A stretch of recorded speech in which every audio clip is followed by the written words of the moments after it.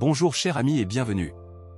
Les apparences peuvent être trompeuses, et si vous pensiez que l'histoire de vie de cette belle, joyeuse et amicale chanteuse ressemblait à un conte de princesse, vous êtes sur le point de découvrir de nombreuses surprises. Depuis son enfance, la vie lui a présenté de nombreux obstacles, et elle a affronté des batailles personnelles difficiles. Néanmoins, elle a réussi à s'éloigner d'une vie sauvage et excessive pour se tailler une place dans l'histoire de la musique, établissant des records et servant d'exemple pour de nombreuses chanteuses qui viendraient après elle. Restez jusqu'à la fin et soyez émerveillés par la vie sauvage et curieuse d'une star avec ce souvenir de Belinda. Belinda J.O. Carlisle est née à Hollywood le 17 août 1958. Son enfance a été marquée par des situations difficiles. Sa mère Joanne n'avait que 17 ans lorsqu'elle a commencé à être courtisée de manière persistante par un homme beaucoup plus âgé nommé Harold Carlisle. Quelques mois plus tard, Belinda est née, nommée d'après le film préféré de Joanne. Malgré les défis, y compris la disparition temporaire de son père lorsqu'il a appris la grossesse, Joanne et Harold se sont finalement mariés. Leur différence était frappante, Joanne étant dévote et douce, et Harold étant violent et alcoolique. Malgré les épreuves, le couple a eu 2 autres enfants avant le départ définitif d'Harold lorsque Belinda n'avait que 6 ans. Profondément affectée par la séparation de ses parents, Belinda sombra dans une grave dépression. Joanne trouva du réconfort chez un voisin nommé Walt, qui finit par emménager, l'épouser et prendre en charge les 3 enfants, ayant plus tard 4 autres enfants avec Joanne. Belinda se retrouva avec 3 frères et 3 sœurs. Malheureusement, Walt était également alcoolique, et des difficultés financières entraînèrent une enfance remplie de carences, de bagarres, de coups et de déménagements fréquents ou des situations difficiles et tristes pour n'importe quel enfant. À l'adolescence, la situation de Belinda ne s'améliora pas. Sa mère fut diagnostiquée avec une maladie mentale, et en tant qu'aînée, Belinda avait d'importantes responsabilités à la maison. Sa faible estime de soi était due à des expériences précoces, aggravées par le harcèlement à l'école pour avoir porté des vêtements usagés, être qualifiée de maladroite et en surpoids. Curieusement, pendant ses années de lycée, Belinda jouait dans l'équipe de basket de l'école et était pom-pom girl. Après avoir terminé ses études, elle travailla comme employée de photocopieuse pour la chaîne hôtelière Hilton. Comme moyen d'échapper à sa vie difficile à la maison, Belinda se tourna vers la drogue, l'alcool, s'engagea dans des activités sexuelles précoces et développa des techniques de vol à l'étalage sans se faire prendre. Une autre évasion était d'assister à des concerts à Los Angeles, où elle fut captivée par la scène punk sauvage et l'atmosphère générale de drogue et de sexe. Ces rassemblements devinrent le chez-soi de Belinda, et elle quitta définitivement sa famille, vivant où elle le pouvait, partageant souvent des chambres avec plusieurs personnes et passant des nuits avec des inconnus. Tout n'était pas sombre pendant cette période. En raison de l'environnement qu'elle fréquentait, Belinda commença à envisager de rejoindre l'un de ces groupes punk. Bien qu'elle ait essayé quelques groupes, ses compétences musicales étaient limitées pour jouer d'un instrument ou écrire, mais elle excellait dans le chant. En 1978, à l'âge de 20 ans, Belinda fonda un groupe appelé The Misfits, plus tard rebaptisé The Go-Go's, avec 4 amis californiens. La formation originale comprenait Belinda Carlisle comme chanteuse, Charlotte Caffey à la guitare solo et au clavier, Jane Wheeling à la guitare et au chœur, Margot Olabarria à la basse et Elisa Belot à la batterie. Cependant, la bassiste et la batteuse furent rapidement remplacées par Gina Choc et Cathy Valentine. Elles firent leur première apparition dans un club appelé Damask, un lieu couvert de graffitis au sous-sol d'un cinéma porno. Elles commencèrent à jouer des reprises dans divers lieux de Los Angeles, incorporant progressivement des chansons punk originales. 2 ans plus tard, vers 1980, leur musique évolua vers un style pop plus frais tout en conservant des influences punk évidentes. Pendant cette période, Belinda admit une consommation substantielle de drogue, des nuits remplies d'alcool, d'acide et de cocaïne, culminant souvent en diverses rencontres sexuelles. Elle avoua même des expériences intimes avec son amie et collègue musicienne Jane Wheeling, entre autres. En avril 1981, les Go-Go's signèrent un contrat avec IRS Records, sortant leur premier album studio, Beauty and the Beat, le 8 juillet 1981. À la surprise générale, l'album reçut d'excellentes critiques et devint un immense succès, grâce en partie aux singles à succès d'Our Lips Are Sealed, atteignant le numéro 20 du classement Billboard, et We Got the Beat, atteignant un incroyable numéro 2 en octobre 1982 au classement Billboard. Voici un fait intéressant, après la sortie de leur premier album, le manager des Go-Go's, Miles Copeland de The Police, a remarqué que les filles n'avaient pas d'argent pour leur premier clip musical. Il a pris les $6 000 restants d'un tournage vidéo de The Police et les a offerts aux filles, qui assuraient la première partie de la tournée de The Police. Lorsque leur album a atteint la première place, Sting, le chanteur principal de The Police, les a félicités avec une bouteille de champagne.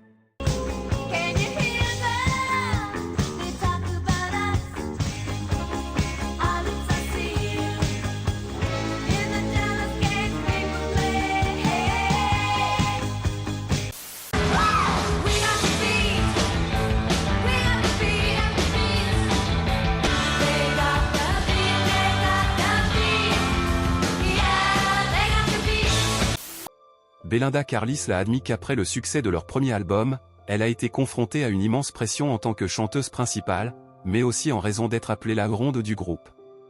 Cela a eu des répercussions sur sa confiance en elle, entraînant divers troubles alimentaires et une dépendance accrue aux drogues, légales et illicites.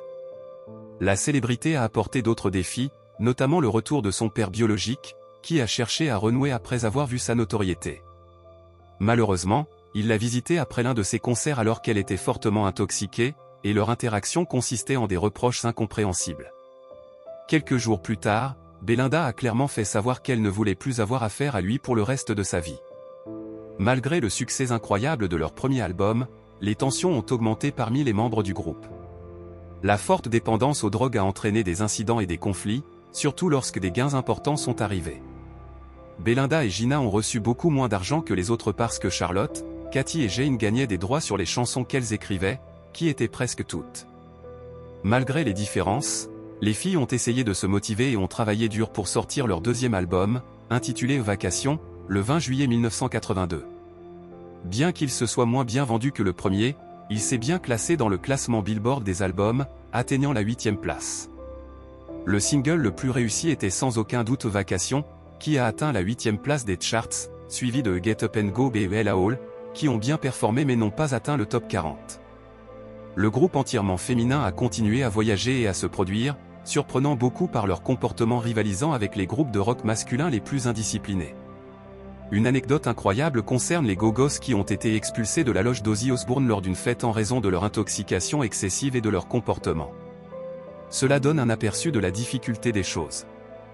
Le livre Rock Confidential de 2000 présente des citations de Belinda Carlisle et de ses collègues qui résument l'atmosphère de ces années. Voici juste quelques-unes d'entre elles. J'ai eu des relations sexuelles au Club Masque. Tout le monde avait des relations sexuelles au Masque. C'était génial. Tout le monde s'embrassait dans les toilettes, beaucoup de filles avec des filles. À l'époque, je prenais de l'acide. Belinda Carlisle. Nous avons passé des heures à essayer de rendre fou notre manager de tournée. Nous avons pris des photos de nos entrejambes et les avons glissées sous sa porte avec une note disant « Devine qui est qui ». Jane Whitling. Et la dernière, nous avons pris des photos nues en Angleterre dans la forêt. Nous nous ennuyions tellement, nous avions l'air de nymphes. Nous avons dit à notre manager de tournée, nous avons pris des photos nues, et il a ri en disant « Ouais, c'est ça ». Puis nous les lui avons données, il les a regardées et a commencé à trembler. Ensuite, nous les lui avons reprises. Jane Whitling. Tout en luttant contre la dépendance à l'héroïne et en luttant pour paraître amicale et joyeuse sur scène, les filles ont eu recours à l'alcool et aux drogues pendant les concerts pour faire face à leur situation, entraînant des performances vraiment désastreuses. Un autre problème majeur est survenu entre elles lors de la préparation du troisième album. Jane avait écrit une chanson appelée Forget That Day, qui était très émotionnelle et importante pour elle. Elle avait demandé à être celle qui la chantait, mais ses camarades de groupe n'étaient pas d'accord.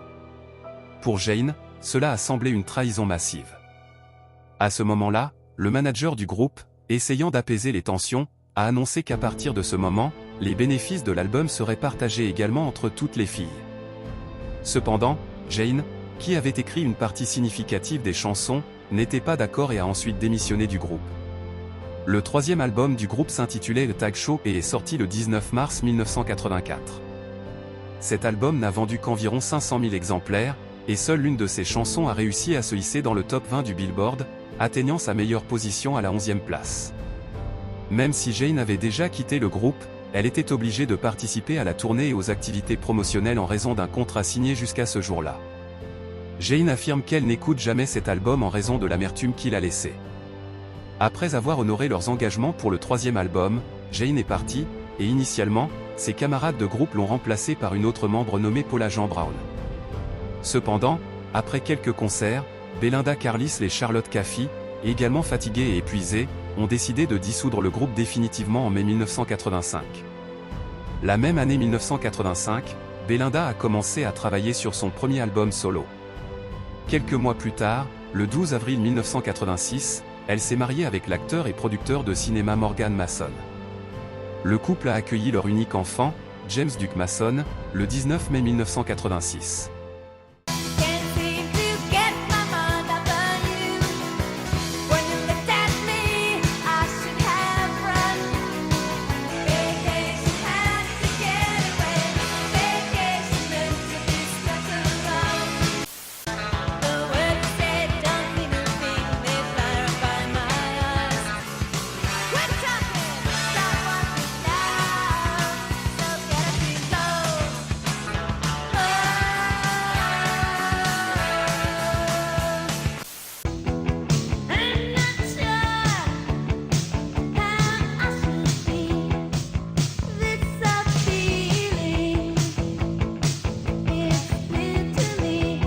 Le premier album solo de Belinda, intitulé simplement Belinda, est sorti sur le marché.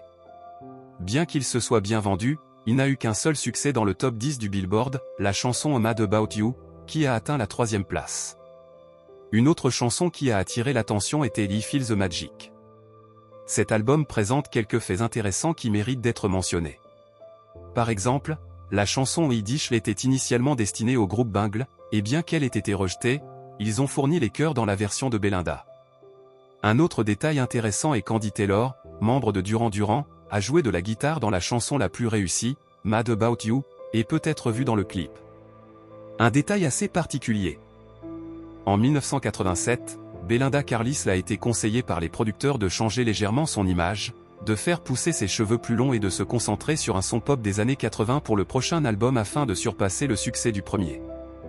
Belinda a accepté, et l'album Heaven on Earth est sorti le 5 octobre 1987.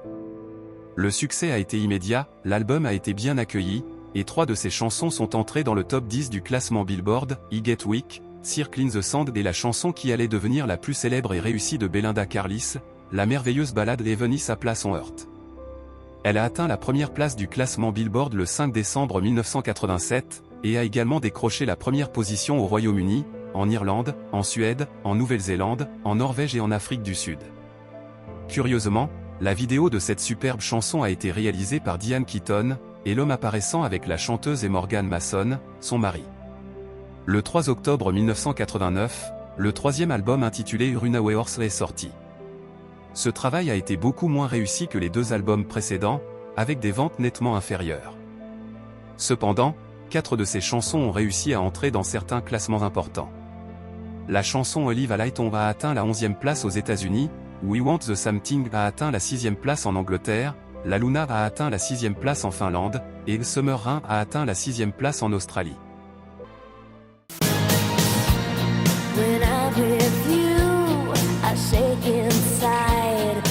Every week when you're next to me, weak from the slow I'm in deep.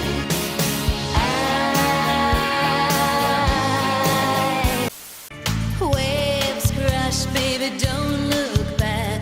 Oh, baby, anywhere you go, circle in the sand, round and round. To understand the miracle of living, baby, you know that's where, ooh, heaven is a place on earth. We'll make heaven a place on earth. Alors que la lune se levait dans ton profond applaudissement, je me souviens que nous avons presque pleuré. Je me souviens avoir regardé. À la fin des années 1990, Belinda s'est réunie avec ses anciennes camarades de groupe des Go-Go's, s'est réconciliée, et a travaillé avec elle à la promotion de leur premier album de plus grand succès. Le 14 octobre 1991, Belinda Carlisle a sorti son 4e album solo intitulé Live Your Life Be Free. Dans ce travail, la chanteuse est revenue un peu à ses influences de la musique des années 1960, mais l'album n'a pas trop bien fonctionné. Seule une de ses chansons, Do You Feel Like I Feel, a réussi à entrer dans le top 100 du Billboard. Darling, leave a light on for me.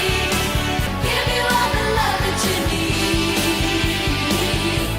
I'll be there before you close the door. We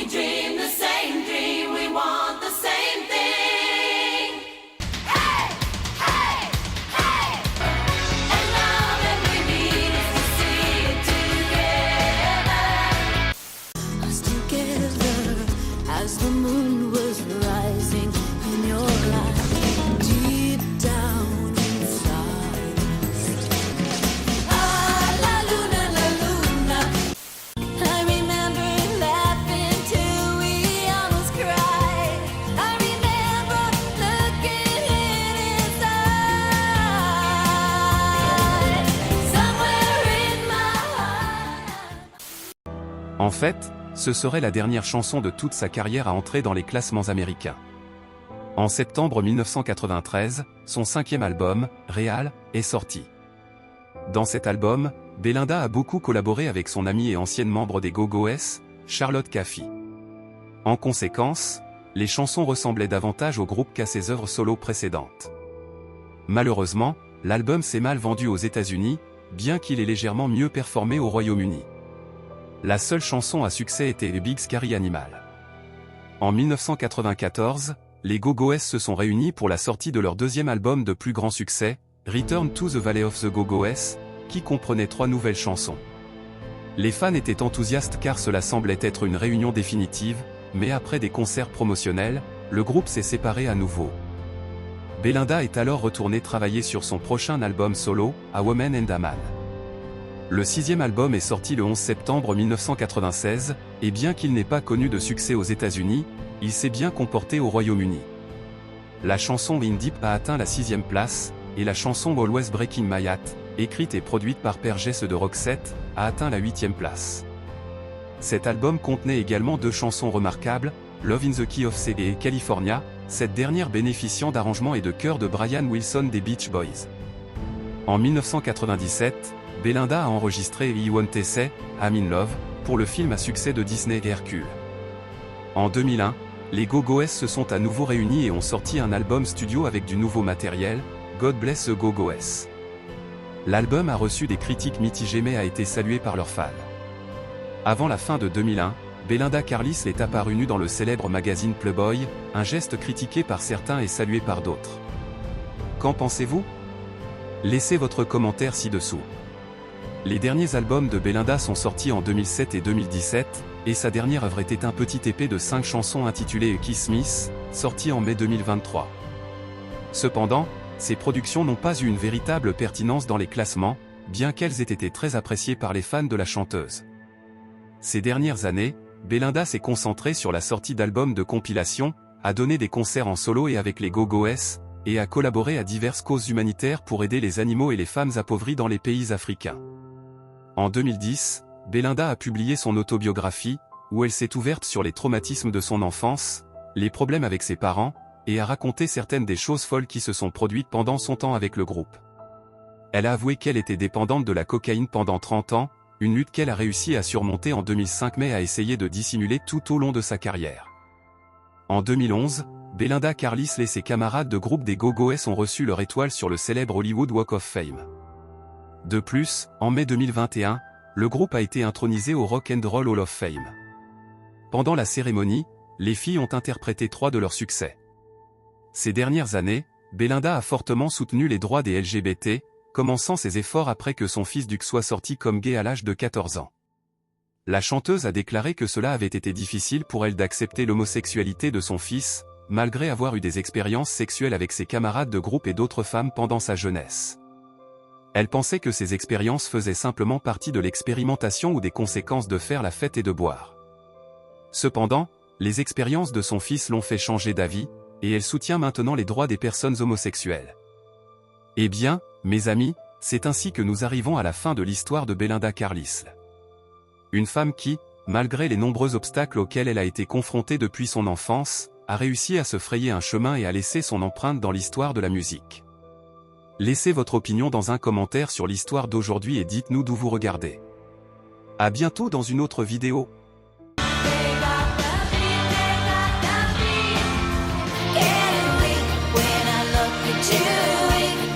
Circle in the sun.